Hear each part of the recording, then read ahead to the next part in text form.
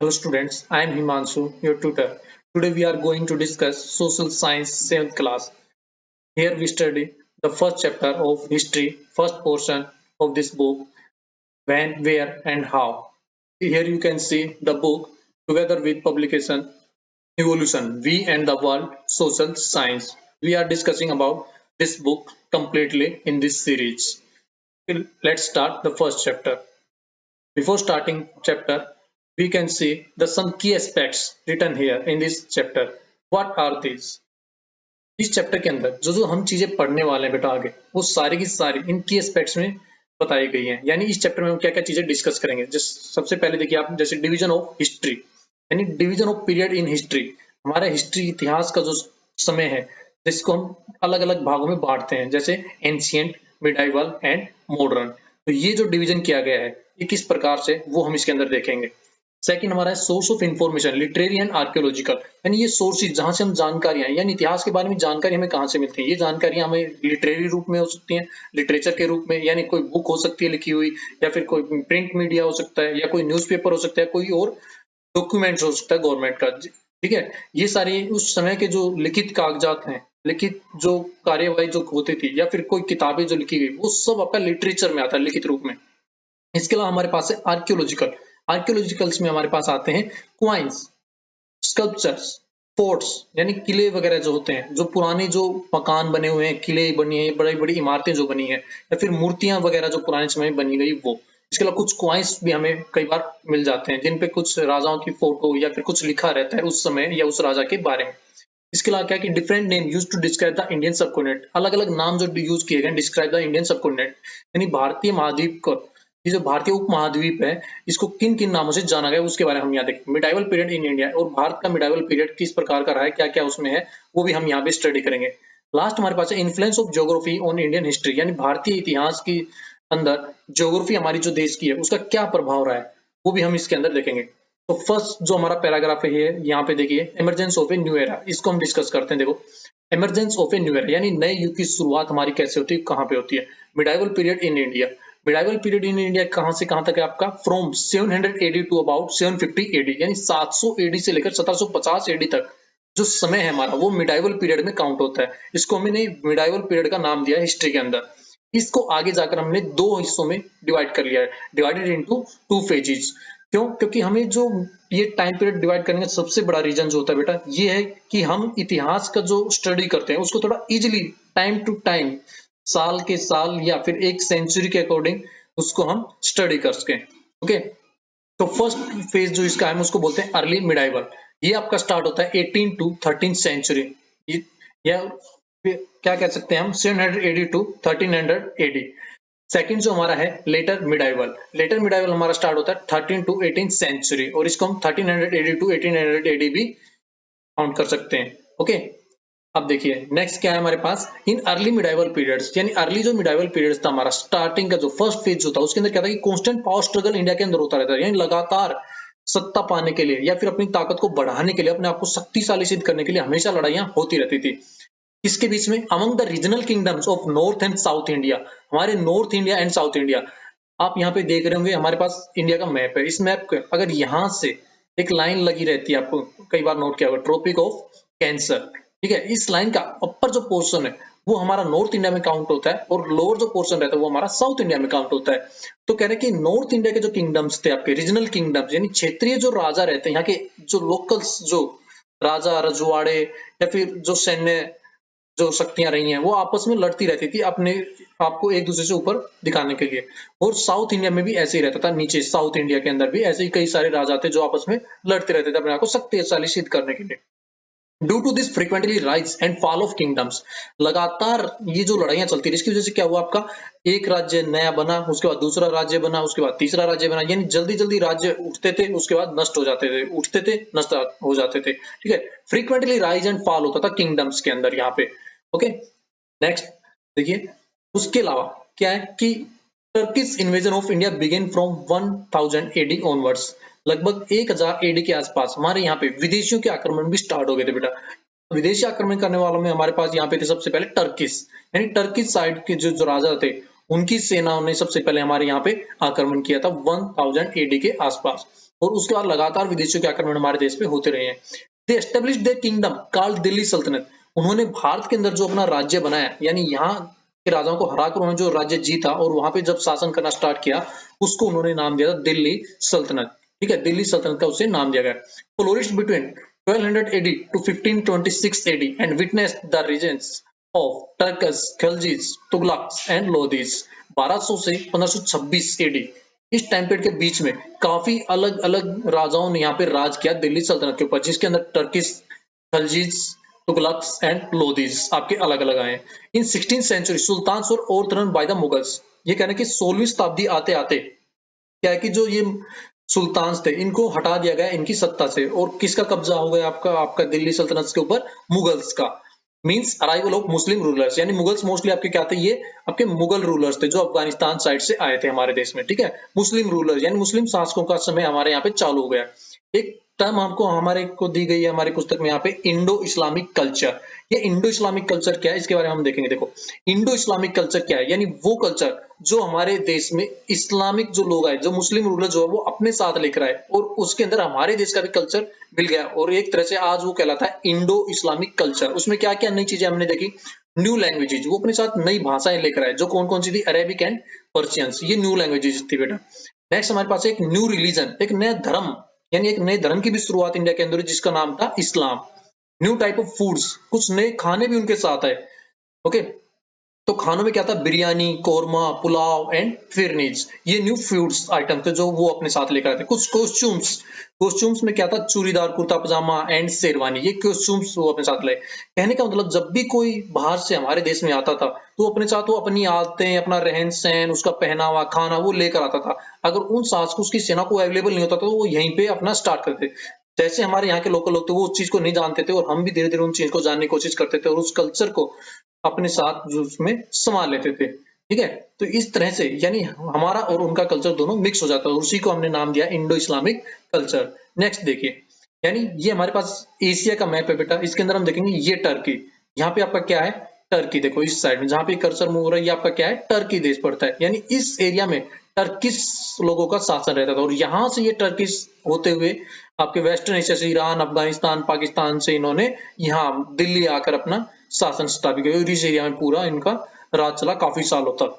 ठीक है, उसके बाद जो मुस्लिम जो मुगल्स जो है वो आपके अफगानिस्तान से यहाँ के थे मुगल्स। इस एरिया से आपके मुगल जो शासक थे वो यहाँ से आए थे, और इन्होंने भी पाकिस्तान होते हुए हमारे देश पे आक्रमण किया और यहाँ पे दिल्ली में आके अपना शासन स्थापित किया। ठीक है, अब देखिए, towards the end of 15th century, यानी 15वीं शताब्दी खत्म होते होते क्या हुआ कि European traders began trading with India. यानी ये जो यूरोपियन ट्रेडर्स थे इन्होंने भारत के साथ व्यापार करना स्टार्ट कर दिया। और कौन थे ये यूरोपियन ट्रेडर्स, ये वो ट्रेडर्स थे बेटा जो आपके यूरोपियन जो कॉन्टिनेंट्स है वहां से जो कंट्रीज है, उन कंट्रीज के जो लोग यहाँ पर आके व्यापार करते थे उनको बोला गया यूरोपियन ट्रेडर्स।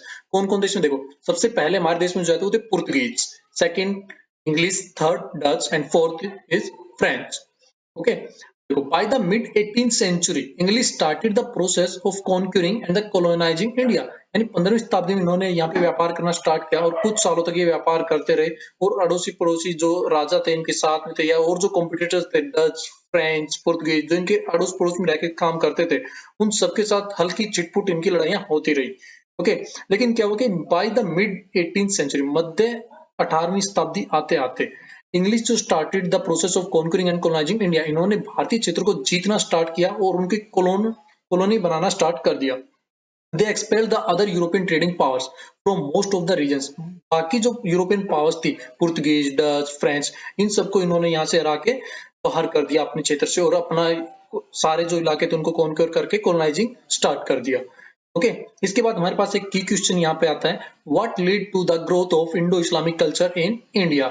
ये जो की क्वेश्चन आपको दिया गया है ये आप अपने खुद के अंडरस्टैंडिंग के बेस पे सोल्व करेंगे बेटा। ओके, नेक्स्ट देखिए हमारे पास क्या है, नेक्स्ट हमारा है कि impact of geography on Indian history. यानी ये जो हेडिंग हमारे impact of geography on Indian history, यानी हमारे जो भारत की ज्योग्राफी है उसका भारतीय इतिहास पे क्या प्रभाव रहा है, किस प्रकार से। देखिए, तो सबसे पहला जो पॉइंट इसमें हम डिस्कस करेंगे वो क्या है, ports for internal trades and foreign trades. यानी हमारे जो बंदरगाह रहे हैं, यानी पोर्ट्स जो ये है, ठीक है, बंदरगाह क्या है, इंटरनल एंड फॉरेन ट्रेड्स। ये बंदरगाह हमारे लिए बहुत इंपॉर्टेंट है बेटे, ये जो दिए गए हैं। क्यों? क्योंकि ये हमारा आंतरिक व्यापार और बाह्य व्यापार यानी इंटरनल और फॉरेन यानी विदेशों के साथ व्यापार करने में बहुत ही मदद करते थे।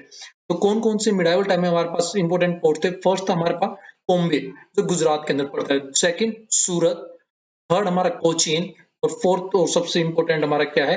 मसूलीपट्टनम। ओके, तो ये हमारे पास कुछ पोर्ट्स थे जो उस टाइम पे थे, जिनसे इंडिया का इंटरनल और फॉरेन ट्रेड किया जाता था। सेकंड जो इम्पैक्ट है ज्योग्राफी का, वो हमारा आता है mountains in north India. Mountains यानी नॉर्थ इंडिया के अंदर जो हमारे यहाँ पहाड़ है, वो बहुत ज्यादा इंपॉर्टेंट थे हमारे देश के लिए। किस प्रकार से? देखो, specially in the Rajasthan, specially in the Rajasthan, यानी राजस्थान के अंदर क्यों स्पेशली? देखो भाई, मैसिव एंड स्ट्रॉन्ग फोर्स, काफी बड़े बड़े फोर्ट्स और मैसिव, ठीक है, यहाँ पे बनाए गए हैं, मजबूत किले यहाँ पे, which could not be easily breached by enemy, जो दुश्मन उनके अंदर इजीली एंटर नहीं कर सकता था। यानी कोई बाह्य अगर आक्रमण करता था बाहर का आदमी, तो इजीली इन किलों को नहीं जीत सकता था। जिनमें से कुछ का एग्जांपल हम यहाँ लेते हैं, जैसे राजस्थान के अंदर ये देखिए, फर्स्ट हमारा कौन सा है? चित्तौड़गढ़ फोर्ट। ये देखो भाई, माउंटेन के ऊपर बनाया गया बेटा, ठीक है, चित्तौड़गढ़ फोर्ट। इसी तरह आपका एग्जाम्पल है जोधपुर फोर्ट का, देखिए ये भी आपका माउंटेन के ऊपर बना हुआ है, काफी ऊंचा किला है। उसके अलावा एक है जैसलमेर फोर्ट। तो ये कुछ इस प्रकार के किलों के एग्जाम्पल्स हैं जो हमारे माउंटेन्स के ऊपर बनाए गए थे, जहां दुश्मन इजीली एंटर नहीं कर सकता था। जो सुरक्षा की, अगर सिक्योरिटी के अकॉर्डिंग रीजन आप देखेंगे, तो बहुत ही इंपॉर्टेंट माने जाते थे उस समय पे। नेक्स्ट हमारे पास है थर्ड पॉइंट, क्या है कि water scarcity in Gujarat and Rajasthan and creation of baolis for storing of waters. यानी पानी की जो समस्या थी गुजरात और राजस्थान में बहुत थी, ठीक है, और जो आजकल भी कई हमारे इस मॉडर्न टाइम पे भी पानी की समस्या जो हो रही है, तो उस टाइम पे पानी को किस प्रकार से स्टोर किया जाता था?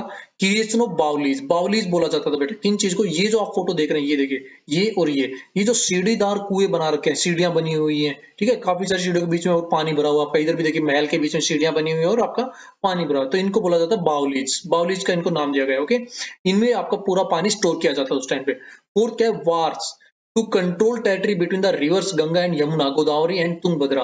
यानी काफी लड़ाइयां हमारी चलती रहती थी गंगा यमुना नदी के बीच में और गोदावरी एंड तुंगभद्रा, क्योंकि ये दोनों ही रीजन आपके काफी उपजाऊ हैं, फर्टाइल्स लैंड यहाँ पे है, जहाँ पे अच्छी खासी खेती की जा सकती है और मिनरल्स भी आपके हैं, ठीक है। इन एरिया पे हमेशा लड़ाइयां चलती रहती है इन एरिया को कब्जाने के लिए। यानी ये देखिए आप, ये गंगा और आपकी यमुना, यानी एक तो ये रीजन गंगा यमुना का, यहाँ पे काफी लड़ाइयां होती थी। दूसरा, ये गोदावरी और तुंगभद्रा आपकी कृष्णा नदी की यहाँ पे एक ट्रिब्यूटरीज है। ओके, तो इस एरिया में भी आपकी गोदावरी और तुंगभद्रा के बीच में काफी सारी लड़ाइयां होती रहती राजाओं के बीच में। ओके, नेक्स्ट हमारे पास है Indian India new and old terminology, यानी भारत को न्यू एंड ओल्ड, नई और पुरानी जो टर्मिनोलॉजी है, यानी जो नाम दिए गए वो क्या क्या है, किस प्रकार से? देखो, डिफरेंट डिफरेंट नेम्स से भारत को बुलाया गया है पुराने समय से ही, जैसा हम जानते हैं। सबसे देखो, फ्रॉम आर्यवर्त टू हिंदुस्तान, यानी आर्यवर्त जब कहा जाता है वहां से लेकर हिंदुस्तान नाम कहे जाने तक काफी लंबा इतिहास हमारे देश का नाम का रहा है। इसके अंदर देखो, because the people living around Indus river, यानी हिंदुस्तान जो नाम दिया गया वो क्यों? क्योंकि यहाँ पे जो पीपल्स जो, यानी यहाँ के जो लोग हैं वो इंडस रिवर के इर्द गिर्द रहते थे मोस्टली। ओके, यानी इंडस रिवर के अकॉर्डिंग रहने की वजह से क्यों भाई? Derived from Persian word which means same as Sindhu in the Sanskrit, यानी कि ये जो वर्ड था हमारा, ये पर्शियन वर्ड है, ठीक है, वहां से हमारा हिंदुस्तान डिराइव किया गया, जिसका मीनिंग सेम निकलता था जैसा हमारे संस्कृत में सिंधु निकलता है, उसी के अकॉर्डिंग। अब देखो, हिंद जो है इसके अंदर indicates the Indian subcontinent in Persian and Arabic. ये हिंद जो वर्ड है वो किस चीज को इंडिकेट करता है? हमारा इंडियन सबकॉन्टिनेंट, ये भारतीय उपमहाद्वीप जो है उसको इंडिकेट करता है हिंद जो शब्द आपका वर्ड जो है। ओके, और पर्शियन और अरेबिक लैंग्वेज का वर्ड है, ठीक है। नेक्स्ट क्या है कि term was used in 13th century by the chronicles. उसके बाद से 13th सेंचुरी ये टर्म लगातार यूज हो रही है, जिसका एक लंबा इतिहास हमें देखने को मिलता है। और ये टर्म किसके लिए यूज होती थी? मैंने उस सिराज ने इस टर्म को यूज किया था, Hindustan, for the land of Punjab, Punjab की भूमि के लिए, Haryana and the land between Ganga and Yamuna. Punjab, Haryana और गंगा यमुना की जो नदियां, उनके बीच की जो जमीन है उसको नाम दिया गया था आपका Hindustan. South India was not a part of this term. ये सबसे इंपॉर्टेंट है बेटा, ये लाइन देखो कि साउथ इंडिया जो है इस टर्म का, यानी इस हिंदुस्तान वर्ड का साउथ इंडिया उस समय पे आपका हिस्सा नहीं होता था, सिर्फ उत्तरी भारत को ही हिंदुस्तान कहा जाता था।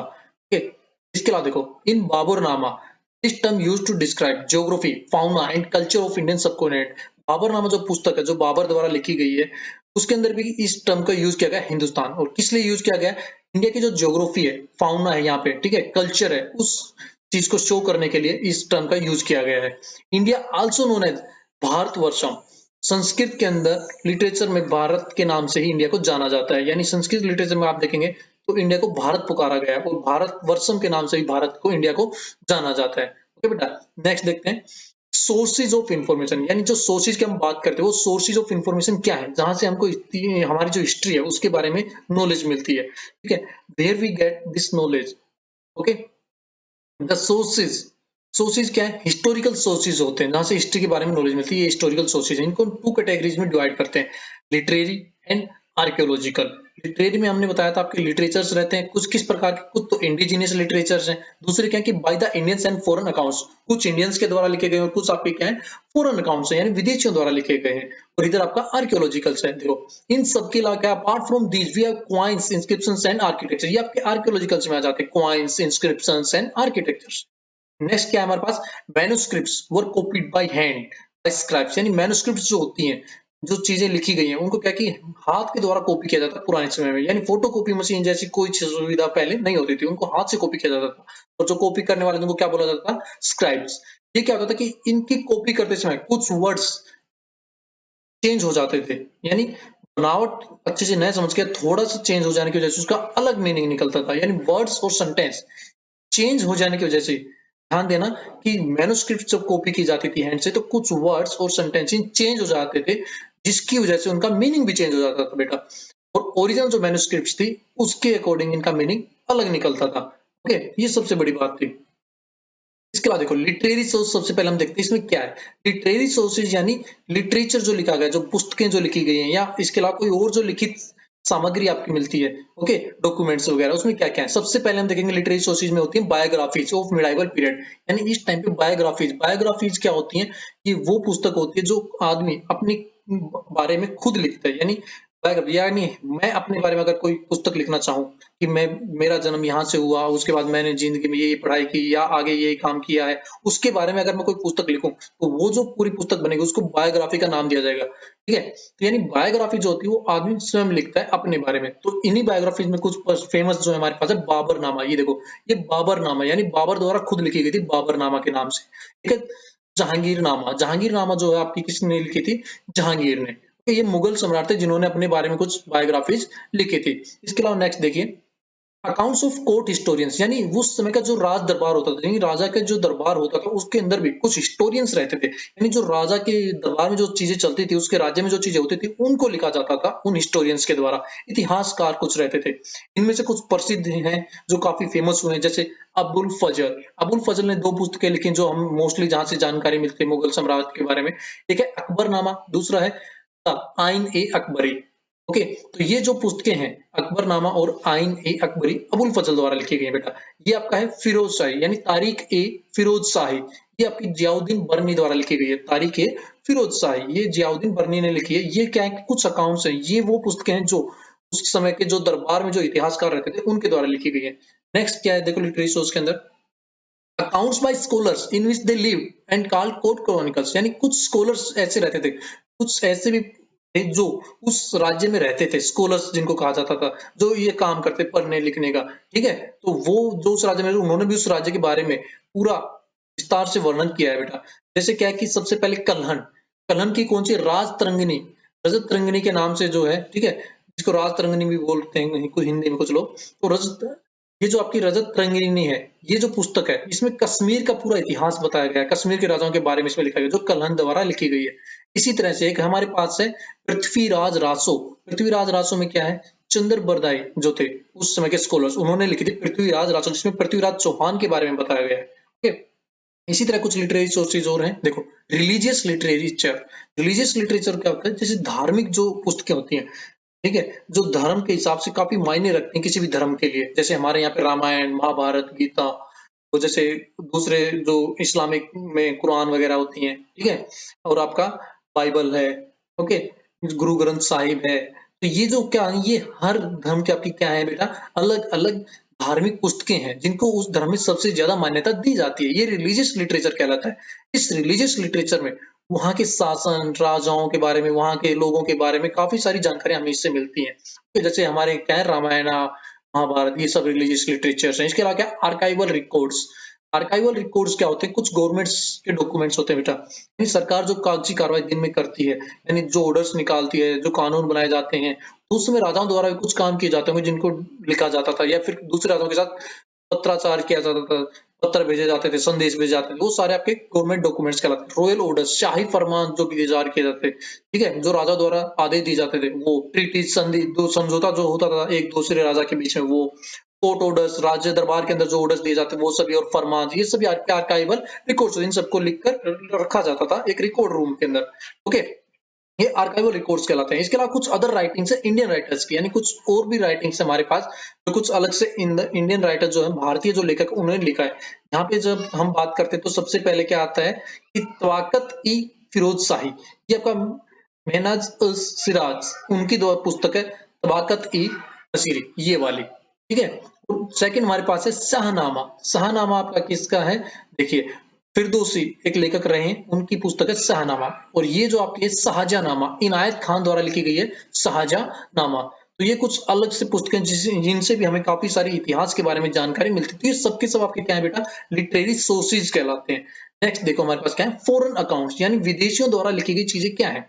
By the foreign travellers and scholars who visited India, यानी ये फॉरेन अकाउंट्स होती है, उनके द्वारा लिखे जाते हैं जो विदेशी लोग हमारे यहाँ पे ट्रेवल्स करते हैं, ठीक है, उनके द्वारा लिखे जाते हैं, फॉरेन विदेशी ट्रेवलर्स के द्वारा। स्कॉलर्स हु विजिटेड इंडिया, जो यहाँ पे विजिट करते हैं इंडिया के अंदर। सम इंपोर्टेंट अकाउंट्स आर, कुछ इंपोर्टेंट देखो, तहकीक ए हिंद बाय अलब्रूनी, अलब्रूनी द्वारा जैसे तहकीक ए हिंद लिखी गई है। रिहाला बाय इब्न बतूता, ठीक है, भाई Al Masudi, Sir Thomas Roe, Marco Polo, Niccolo Conti etcetera, ये सारे विदेशी जो यात्री हमारे देश में आए, इन्होंने कुछ पुस्तकें लिखे हैं जिनसे हमारे देश के बारे में काफी सारी जानकारी हमें मिलती है। इन सब के अलावा क्या है? Apart from this some writings by Bhakti and Sufi saints writing in regional languages like Bengali, Hindi, Gujarati, Marathi, Tamil, Malayalam etcetera. Okay, तो ये सारी जानकारी भी हमें काफी सारी, यानी अलग अलग भाषाओं में जो लिटरेचर्स लिखे गए, रीजनल लैंग्वेज में जो चीजें लिखी गई है, उनके अंदर भी हमें काफी सारी इतिहास के बारे में जानकारी मिलती है बेटा। नेक्स्ट देखिए क्या है? आर्कियोलॉजिकल सोर्सेज, यानी आर्कियोलॉजिकल सोर्सेज क्या होते हैं? देखो, आर्कियोलॉजिकल सोर्सेज में सबसे पहले हमारे पास आता है मोन्यूमेंट्स, यानी मोन्यूमेंट्स जो चीजें होती है, किला, प्लेसेज, जो भवन बड़े बड़े बने हैं, ठीक है, टेम्पल्स हैं, मंदिर हैं, बड़े बड़े घर हैं, ठीक है? तो ये जो क्या है आर्कियोलॉजिकल सोर्सेज में आते हैं, मोन्यूमेंट्स में।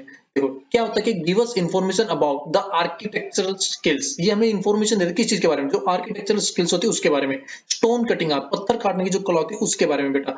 आर्ट ऑफ स्कल्पचर्स, मूर्ति बनाने की, culture, society and lifestyle of the people, और उस समय के लोगों की संस्कृति, किस प्रकार का समाज था, कैसी सभ्यता थी, ठीक है, किस किस प्रकार से वहां के लोग रहन सहन उनका क्या था, ये सारी जानकारी हमें इन चीजों से मिलती है। तो देखो कुछ एग्जांपल हमने यहाँ पे लिए, जैसे रेड फोर्ट है, ये आर्किटेक्चर मोन्यूमेंट है हमारा, ठीक है, ताजमहल है, किस प्रकार से पे कारीगरी की गई है, और ये हमारा एलोरा केव्स है, इनमें भी कुछ हमें जो कटिंग है, किस प्रकार से पत्थरों को काट कर ये बनाए गए, तो ये सारी चीजें हमें एक आर्कियोलॉजिकल सोर्सेज के रूप में देखी जाती हैं।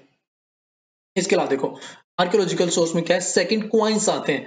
ये क्वाइंस क्या है? मिडाइवल टाइम के, आपके made of gold, silver and copper, तीन तरह से मोस्टली क्वाइन बने हुए थे आपके, सोने के, सिल्वर, चांदी एंड कॉपर, तांबा, तीन मेटल्स के मोस्टली उस टाइम पे क्वाइंस बनते थे। स्टडी ऑफ क्वाइंस जो होता है न्यूमिस्मेटिक्स कहला जाता है, यानी जो स्टडी होती है क्वाइंस की, वो क्या है आपकी? न्यूमिस्मेटिक्स कहलाते हैं, जो स्टडी की जाती है जिसके तहत आपकी क्वाइंस की give a lot of information about political, culture and economic life, यानी काफी सारी आपकी नॉलेज इससे मिलती है, इंफॉर्मेशन हमें पॉलिटिकल यानी उस समय के राजाओं के बारे में, कल्चरल संस्कृति के बारे में, साथ में क्या इकोनॉमिकल लाइफ, यानी आपका इकोनॉमिक, किस प्रकार की इकोनॉमी उस टाइम पे थी, ठीक है। अगर आपके तांबे के सिक्के हैं तो उसके अकॉर्डिंग उसकी इकोनॉमी का अंदाजा लगाया जा सकता है। अगर आपके पास सिल्वर, चांदी के सिक्के हैं तो उसकी इकोनॉमी का अंदाजा लगाया जा सकता है आपका, और सोने के अगर सिक्के हैं तो इकोनॉमी का अंदाजा लगाया जा सकता है, किस प्रकार की इकोनॉमी रही होगी। ओके, नेक्स्ट हमारे पास क्या है? देखिए आर्कियोलॉजिकल सोर्सेज में एक हम थर्ड हमारे पास आता है पेंटिंग्स, यानी पेंटिंग्स जो उस समय की होती है उनसे भी हमें बहुत सारी जानकारियां मिलती है बेटा, ठीक है। ये जो पेंटिंग्स होती है भी हमें बहुत कुछ कह जाती है, उस समय का रहन सहन, वेशभूषा, किस प्रकार के क्लोथ्स, ठीक है, क्या कल्चर था, क्या क्लोथ्स वो पहनते थे, क्या वेपन्स वो यूज करते थे, या किस प्रकार का उनका तौर तरीका था, तो ये सारी भी हमें पेंटिंग से मिलती है। जैसे देखो कुछ फेमस पेंटिंग्स यहाँ पे दिखाई गई हैं, जैसे मुगल्स की पेंटिंग्स है, देखो किस प्रकार के कपड़े यहाँ पे पहने गए हैं, ठीक है। इसके अलावा कुछ राजपूताज पेंटिंग है, उसमें भी यहाँ पे आपको अलग कल्चर दिख रहा होगा, कपड़े वगैरह, कौन से कलर उन्होंने यूज किया है। डेक्कन पेंटिंग यानी दक्षिण भारत जिसको हम बोलते हैं, साउथ इंडिया, वहां पे किस प्रकार की पेंटिंग होती थी। मिनिएचर पेंटिंग एक होती है, ठीक है, जो मैन्युस्क्रिप्ट्स वगैरह के साथ मिलती है कई बार हमें, तो ये मिनिएचर पेंटिंग्स हैं। तो ये पेंटिंग जो है ये भी एक तरह से आपका आर्कियोलॉजिकल सोर्स चीज है। फोर्थ हमें यहाँ पे है स्कल्पचर्स बेटा, मूर्तियां जो होती है वो भी हमें बहुत कुछ बताती है। किसी भी राजा के बारे में। मूर्तियां किस प्रकार से बताती हैं, देखो आर्कियोलॉजिकल सोर्सेज में मूर्तियां कैसे हैं कि स्कल्पचर ऑफ नॉर्थ इंडिया, ये देखिए ये नॉर्थ इंडिया में यानी उत्तर भारत में बनाई जाने मूर्तियों की स्टाइल थी। ये स्कल्पचर ऑफ साउथ इंडिया और ये साउथ इंडिया के अंदर बनाई जाती थी। ठीक है, अलग अलग डिफरेंस आपको दिख रहा होगा कारीगरी के अंदर। ओके, इस प्रकार देखो स्कल्पचर ऑफ ईस्ट इंडिया, ये ईस्ट इंडिया के अंदर थी। देखो आप किस प्रकार के पत्थर को काट काट के बनाई गई, और ये स्कल्पचर ऑफ महाराष्ट्र, महाराष्ट्र के अंदर बनाई गई स्कल्पचर्स हैं। इसके अलावा देखो दिलवारा जैन जो टेम्पल्स हैं उसकी स्कल्पचर्स यहाँ पे दिखाई गई है, और ये मेटेलिक स्कल्पचर्स हैं बेटा। ठीक है, जो हमारी मेटल्स होती हैं उनकी मूर्तियां हैं। तो ये भी हमें काफी सारी इंफॉर्मेशन उस टाइम की कला के बारे में, यानी लोग किस प्रकार से इस कला में माहिर थे।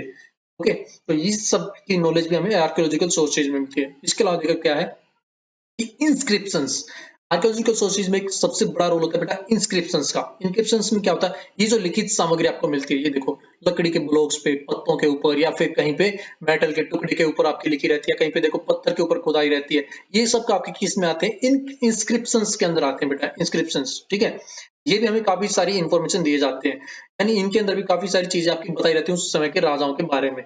ओके, तो नेक्स्ट हमारे पास क्या है, ये देखो कि वेराइड डेवलपमेंट्स, यानी यहाँ पे बात की गई है अलग अलग डेवलपमेंट, यानी इस पूरे पीरियड के दौरान 1700 टू 1750 एडी के बीच में इस प्रकार के चेंजेस हुए, ये पूरा उसके बारे में बात कर रहे हैं यहाँ पे। यानी पीरियड जो रहा है इसके अंदर काफी सारे अलग अलग जो हमारे किंगडम्स हमने देखे हैं, तुर्क्स, खिलजीज, तुगलक, मुगल्स, पर्शियंस जो यहाँ पे रहे हैं। ठीक है, उसके बाद राजपुतास, मराठा, सिख, जट्स, अहोम्स, ये सब हमने इंडिजिनियस पीपल्स भी देखे हैं जो यहाँ पे काफी पॉपुलर हैं इस टाइम पीरियड के दौरान। कुछ न्यू फूड आइटम्स, क्लोथ्स वगैरह, ये सब भी इस टाइम पे हमने देखें, ये इनका भी डेवलपमेंट यहाँ पे हुआ है। ठीक है, इसके अलावा क्या है कि सोसाइटी जो है उसके बारे में काफी सारी हमें जानकारी मिलती है। कास्टेज हैं, वर्णाज हैं, अलग अलग जो वंश थे, जाति, सब कास्ट, इनके बारे में भी जानकारी हमें इस टाइम पे मिली है। इसके अलावा क्या है कि भक्ति मूवमेंट जो होते हैं, भक्ति का जो मार्ग होता है, भक्ति जो करने वाले लोग होते हैं, ठीक है, उसके बारे में काफी नॉलेज हमें इस टाइम पे मिली है 1700 टू 1750 एडी के बीच में। ओके, इसके अलावा देखो नेक्स्ट हमारे पास क्या है, people who made the differences. नीचे एक पैरा दिया गया आपके पास बेटा, people who made the differences, यानी यहाँ पे थोड़ी सी इन्फॉर्मेशन एक्स्ट्रा नॉलेज दी गई है। ठीक है, तो इन्फॉर्मेशन जहां से भी मिले आपको ले लेनी चाहिए। ओके, तो ये मत सोचिएगा कि ये आपके लिए काम की नहीं, बहुत ही काम की होती है बेटा। ठीक है, नॉलेज जो है कहीं से भी मिले आप ले लो। ओके, तो देखो people who made the difference, यानी वो लोग हैं जिन्होंने काफी डिफरेंस क्रिएट किया है। ठीक है, बिल्कुल अलग पहचान बनाई। सुश्रुत, सुश्रुत यहाँ पे बहुत ही जाना माना चेहरा है हमारे यहाँ पे। ओके, किस प्रकार से देखो, Sushruta was the early Indian physician and surgeon lived probably in Varanasi in 6th century BCE. ठीक है कि 6th सेंचुरी बीसीई, यहाँ एडी की बात नहीं करें बेटा, बीसीई। ठीक है, तो क्या है कि देखो सुश्रुत जो है हमारे अर्ली फिजिशियंस होते थे, बहुत पहले के फिजिशियंस और सर्जन्स कहलाए जो काफी प्रसिद्ध हुए। उनका जो काम है, सुश्रुत संहिता नामक एक पुस्तक उन्होंने लिखी है, सुश्रुत संहिता, उसके अंदर लिखा गया जिसके अंदर 184 चैप्टर्स यानी 184 चैप्टर्स एंड डिस्क्राइबिंग 1120 इलनेस, 1120 बीमारी के बारे में बताया गया। 700 मेडिकल प्लांट, 700 आपके जो है ऐसे पौधों के बारे में बताया गया जिनसे हमें दवाइयां प्राप्त होती हैं, जो जड़ी बूटी कहलाती है। 64 different preparation for mineral resources, 64 अलग अलग तरीके बताए गए मिनरल से अलग अलग दवाइयां तैयार करने के। 57 preparation on the animal sources, और 57 ऐसी दवाइयां बताई गई जो एनिमल से प्राप्त चीजों से बनाई जा सकती हैं।